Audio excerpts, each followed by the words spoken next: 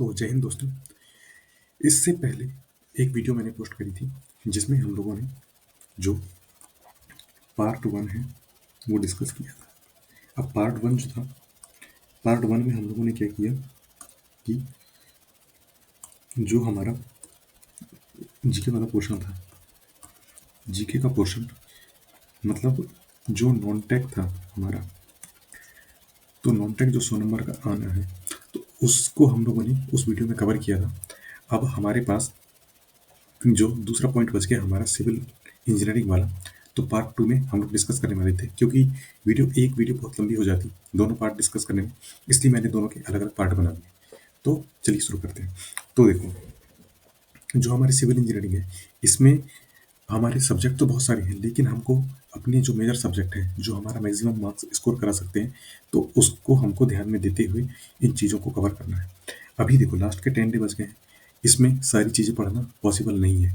सारी चीज़ें कवर करना चाहें तो कितने भी कोशिश कर लो, एक साथ सारी चीज़ें कवर नहीं हो पाएंगी। कुछ चीज़ें हम लोगों को लेकर ही चलनी पड़ेंगी। वो कैसे ले सकते हैं? वो हम इस तरीके से ले सकते हैं कि जो हमारे इंपॉर्टेंट सब्जेक्ट है, इंपॉर्टेंट जो भी सब्जेक्ट है हमारे 9-10 सब्जेक्ट, उन सब्जेक्टों को सबसे पहले फोकस करेंगे और वो भी नंबर वाइज करेंगे। जिनके नंबर सबसे ज़्यादा हैं उनको सबसे पहले कवर करना है, उसके बाद जिनके नंबर कम है उनको थोड़ा बाद में करना है। देखो नंबर प्लस माइनस हो सकते हैं, हो सकता है कि जो इस बार 10 क्वेश्चन आए थे वो हो सकता है 11 क्वेश्चन आ जाए, या फिर वो घट के 9 क्वेश्चन भी आ जाए। तो इसमें हम लोगों को कोई घबराने वाली बात नहीं है। क्वेश्चन आएंगे 100% आएंगे, लेकिन जिनके वेटेज ज़्यादा थे उनके वेटेज हमेशा ज़्यादा ही रहेंगे। इन चीज़ को हमको समझना होगा।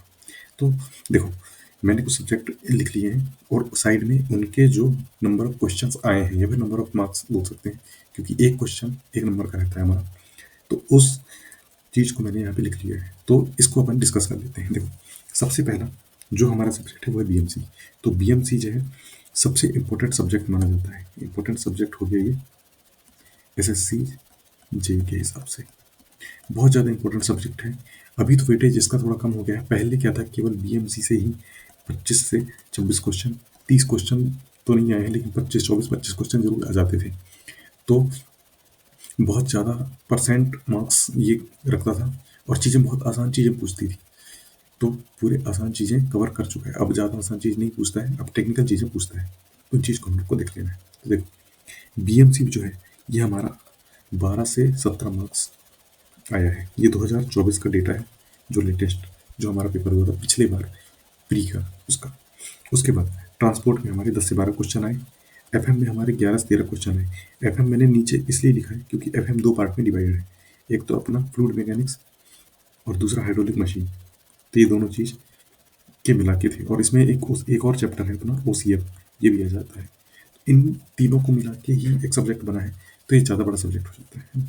उसके बाद फिर इन्वायरमेंट इंजीनियरिंग 10 से 11 क्वेश्चन। उसके बाद फिर सर्वे में 9 से 10 क्वेश्चन आए। आरसीसी में 9 से 11 क्वेश्चन। सॉइल में 9 से 10 क्वेश्चन। एस्टिमेशन एंड कॉस्टिंग में 8 से 10 क्वेश्चन।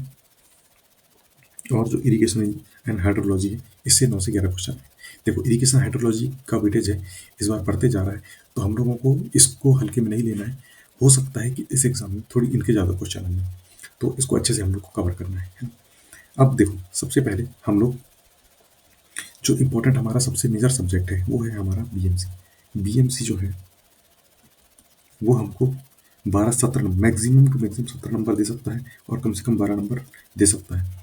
ये पिछली बार का है, तो हो सकता है कि इस बार ये 16 आ जाए मैक्सिमम टू मैक्सिमम, और ये जो 12 क्वेश्चन थे ये 11 भी आ जाए। हो सकता है ये 13 क्वेश्चन में, इस तरीके से वेरिएशन चलते रहता है। तो हम लोग को ध्यान रखना है जो मेजर सब्जेक्ट है इस पर अगर हम अच्छे से ध्यान देंगे तो चीज़ें अच्छे से हमारी कवर हो जाएंगी और हमारे मार्क्स अच्छे से गेन हो जाएंगे। अगर हम लोग कुछ नहीं कर पा रहे हैं तो हम लोग कम से कम बीएमसी तो जरूर पढ़ें, इसमें हमारे अच्छे मार्क्स जो है वो मिलने के चांसेस बहुत ज़्यादा है। तो बीएमसी हम लोग को कवर करना है। अगर अभी जैसे कि जो जिसके क्वेश्चन प्रैक्टिस हमको करना है जल्दी जल्दी, या फिर जिनके टेस्ट देने हैं, मार्क्स जिनमें हमको बूस्ट करना है, जो हमारे मार्क्स बढ़ा सकते हैं उन सब्जेक्टों में सबसे पहले बीएमसी आएगा। उसके बाद फिर हमारा सब्जेक्ट आएगा जो छोटा सब्जेक्ट है वो हम पहले लेंगे, ताकि जो कवरेज है वो जल्दी हो जाए और आसानी से हम उन चीज़ों को रिवाइज भी कर सकें। तो बीएमसी हो गया। उसके बाद फिर ये डबल ई इन्वायरमेंट इंजीनियरिंग, थोड़ा बड़ा सब्जेक्ट है लेकिन ये अच्छे मार्क्स दे देता है। थ्योरी इसमें काफ़ी ज़्यादा है। उसके बाद सर्वे वाला हो गया, आरसीसी काफ़ी बड़ा सब्जेक्ट है, सॉइल भी काफ़ी बड़ा है, एस्टिमेशन एंड कॉस्टिंग, ये इसके कुछ पहले के पार्ट हैं जो मतलब जो स्टार्ट में जो चैप्टर है वो आसान चैप्टर है, बाद में जो चैप्टर है वो हार्ड टाइप के हैं, हार्ड नहीं कह सकते हैं लेकिन थोड़ा उनमें दिक्कत ज़्यादा है, तो इसमें भी अच्छे मार्क्स हैं। और इरिगेशन हाइड्रोलॉजी ये भी हमको अच्छा मार्क्स दे रहा है। तो ये 9 सब्जेक्ट जो हैं इनको अगर हम लोग सीरियल वाइज देखा जाए तो बीएमसी सबसे फर्स्ट में करना है हम लोगों को, उसके बाद फिर दूसरे में करना है हमको एफएम, और एफएम अगर दूसरे में नहीं हो पा रहा है ना, तो हम लोग को कर लेना है ट्रांसपोर्ट। उसके बाद फिर जो तीसरा है, तीसरे में हम लोगों को क्या करना है, तीसरे में हम लोगों को करना है सर्वे।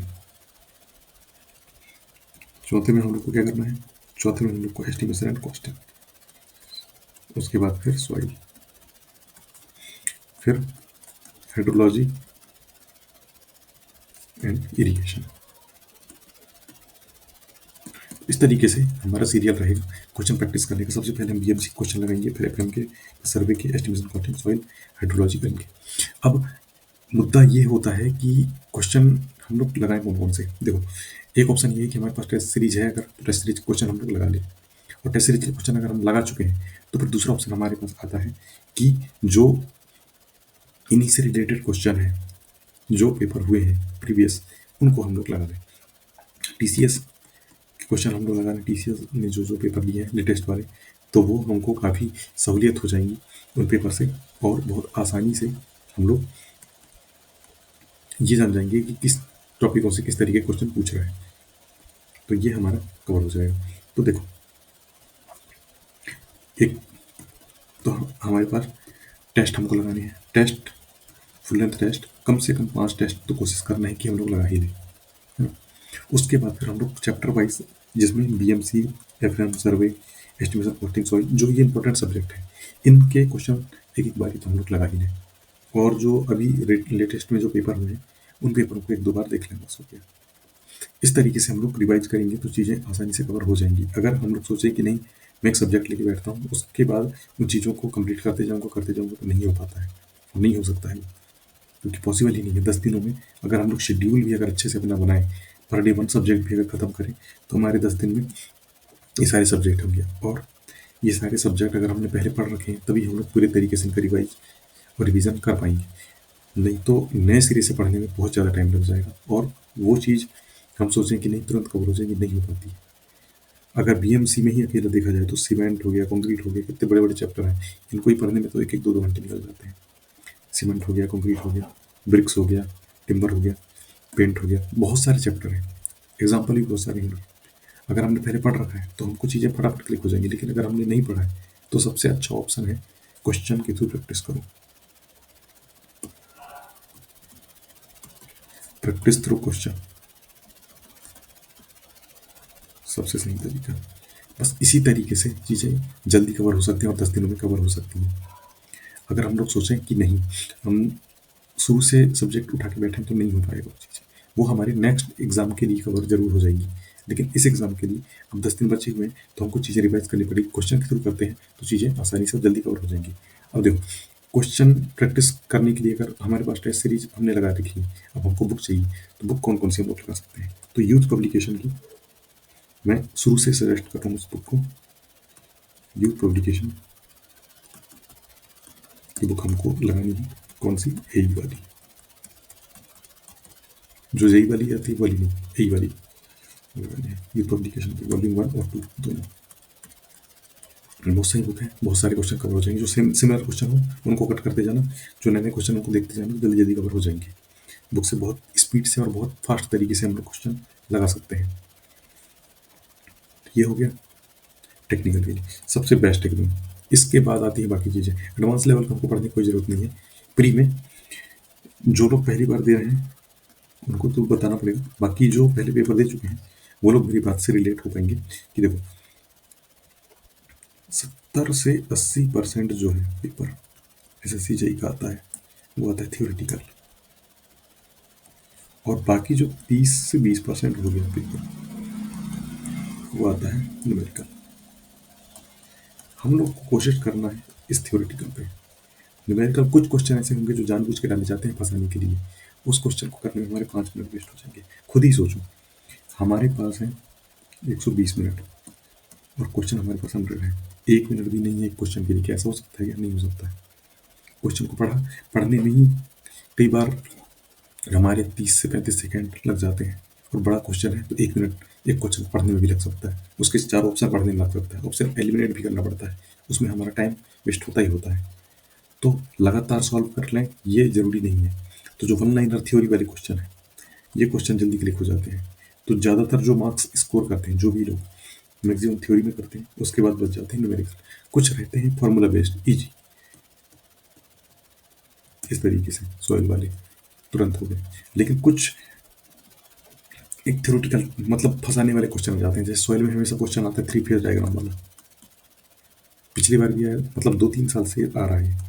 ये ऐसा फंसाता है इस तरीके से कि